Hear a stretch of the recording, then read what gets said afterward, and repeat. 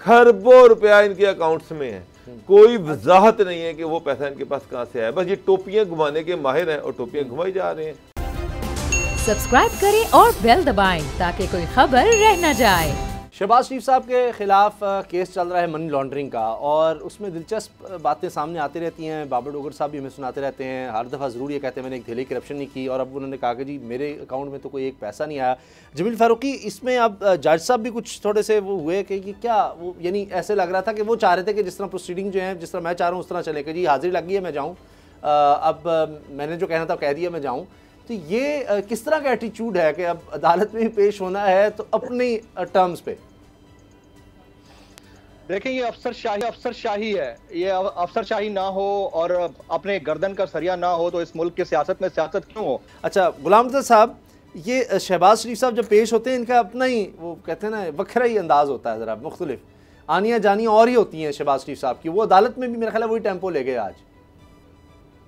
बिल्कुल, अगर हम शहबाज शरीफ साहब को देखें तो वो जब से उनके ऊपर मनी लॉन्ड्रिंग के केसेस हुए हैं वो हमेशा से हर रोज अपना एक नया मौक़िफ़ सामने लेके आते हैं अदालतों में। और लेकिन दूसरी तरफ हम अगर इस्तगासा को देखते हैं तो इस्तगासा भी कोई ऐसा काम करने में अभी तक कामयाब नहीं हो सका कि वो प्रूव कर दे कि ये वाकई मनी लॉन्ड्रिंग में मुलव्वस है। सबूतों के ढेर तो सुने हैं, और जो इनके ऊपर अभी चंद रोज पहले चालान FIA की जानिब से जमा करवाया गया था, उसको भी अगर हम देखें तो उसमें कोई 15-16 अरब रुपए के मनी लॉन्ड्रिंग के उन्होंने इल्जाम आयद किए हैं, जिनकी सेहते जुर्म से इनकार किया है मियां शहबाज शरीफ ने। लेकिन दोनों तरफ से ऐसा लगता है कि कोई मिथ है जो डिलेइंग टैक्टिक्स के साथ चल रही है। अगर हम देखें कि मियां शहबाज शरीफ वो भी रोजाना तारीखें मांगते हैं, हमजा की भी तारीखें मांगी जाती हैं, और अरसा दराज से केस उसी जगह पे खड़ा है जहाँ से ये चला था, सिवाय इसके कि अब 3 साल की जद्दोजहद के बाद, 3.5 साल की जद्दोजहद के बाद इसके चलान दाखिल हो गए हैं। इससे आगे नहीं बढ़ सका। यानी कोई जज़ा सज़ा का एक पहलू है जो होना चाहिए, लेकिन जज़ा सज़ा के पहलू जो है वो इसमें हमें नजर नहीं आ रहा, ना इस्तगासा की जानिब से, ना FIA की जानिब से, और ना मुल्ज़मान की जानिब से, ना अदालतों की जानिब से। अच्छा बाबर डोगर साहब, दूसरी तरफ FIA की तरफ से भी ऐसे लगता है कि जी काम उस तरह से नहीं किया जा रहा। हमें ऐसे बताया जाता है, ख़बरों में ऐसे आता है कि जनाब सारे सबूत मिल गए हैं, सब कुछ क्लियर है, लेकिन फिर अब अदालत भी क्या करे, वो पूछते हैं कि जी 24 बैंकर्स हैं उनका क्या हुआ? कि जी अभी कुछ चीज़ें तलाश कर रहे हैं लेकिन तहकीकात अभी चल रही हैं, किसी से कुछ मिला नहीं। ये खुद ड्रिलिंग टैक्टिक्स होते हैं या इनको डर होता है कि प्रूव नहीं कर सकेंगे तो चलो जब तक चला सकते हैं केस चलाएं? उसका मतलब बहुत सारा कुछ इकट्ठा हो चुका हुआ है। जितना मटेरियल इकट्ठा हो गया है ना, इसके बाद किसी को सराहत दिलवाना कोई मुश्किल काम नहीं है। अच्छा, एविडेंसेस हैं, लोग जिनको गिरफ्तार किया गया है, बैंक अकाउंट्स की डिटेल्स हैं, किस तरह से पैसा किन किन के अकाउंट से पैसा बाहर गया उसकी पूरी डिटेल्स हैं, किस तरह से इनके अकाउंट में वो पैसे आए उसकी भी पूरी डिटेल्स हैं।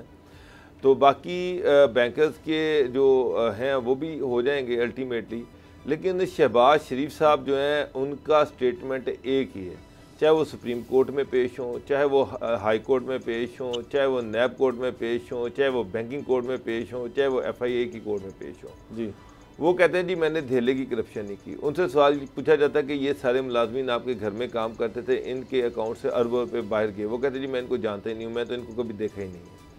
उनसे कहा जाता है कि ये हमदा शुगर मिल है, इसकी ये मुलाजमीन है, इनके अकाउंट से अरबों रुपये वापस से बाहर गया। वो कहते हैं जी मेरा हमदा शुगर मिल से कुछ लेना देना ही नहीं है। उनसे कहा जाता है कि जी ये अकाउंट्स पैसे आपके अकाउंट्स में है। वो कहते हैं जी हमारे वर्कर हैं, वो हमें पैसे भेजते रहते हैं। उनसे कहा जाता है कि ये सलमान शहबाज और हमदा शहबाज जो हैं ये उनके डायरेक्टर हैं, इनके अकाउंट से भी में इतने पैसे हैं। वो कहते हैं जी मेरा इनसे भी कुछ लेना देना नहीं है, वो इंडिपेंडेंट है, आज़ाद है। अब मसला ये है कि डॉट सारे मिले हुए हैं। वो आगे से फिर ये तकरीर शुरू कर देते कि देखिए जी मैंने करप्शन करनी होती तो मैं मोटरवे में कर लेता, मैं रिंग रोड में कर लेता, मैं मेट्रो में कर लेता, मैं ऑरेंज लाइन में कर लेता, मैंने ऑरेंज लाइन में इतने अरब बचाए, मैंने वो फलाने पावर प्लांट में इतने पैसे बचाए, फलाने में इतने बचाए, तो मैं तो कोई करप्शन ही नहीं की। और जब करप्शन नहीं की मैं तो उल्टा कौम के अरबों रुपये बचाए हैं, लगाए नहीं हैं। उनसे कहा जाता है कि फलाना बंदा आपका घर का मुलाजिम था, आपका ड्राइवर था, वो आपकी गाड़ी चलाता था और उसके अकाउंट से अरबों रुपया बाहर गया। उस पर वो जनाब जवाब देने की बजाय कहते मैं तो उसे जानता ही नहीं हूँ। अब मुझे बताएं कि उनकी तकरीर तो ये है, उनकी तकरीर जो है वो सुप्रीम कोर्ट में जस्टिस साकिब निसार से लेके बैंकिंग कोर्ट से लेके हाई कोर्ट से लेके यहाँ तक एक ही है, सिंगल ही है कि जनाब मैंने एक धेले की करप्शन नहीं की, सलमान शहबाज से मेरा ताल्लुक कोई नहीं है, हमजा शहबाज से मेरा ताल्लुक कोई नहीं है, जाओ सलमान शहबाज को जाके पकड़ लो, वो बाहर बैठा हुआ है और अब वो बाहर चला गया, इसमें भी कोई शक नहीं है, मुलाजमीन इनके हैं, इसमें भी कोई शक नहीं है।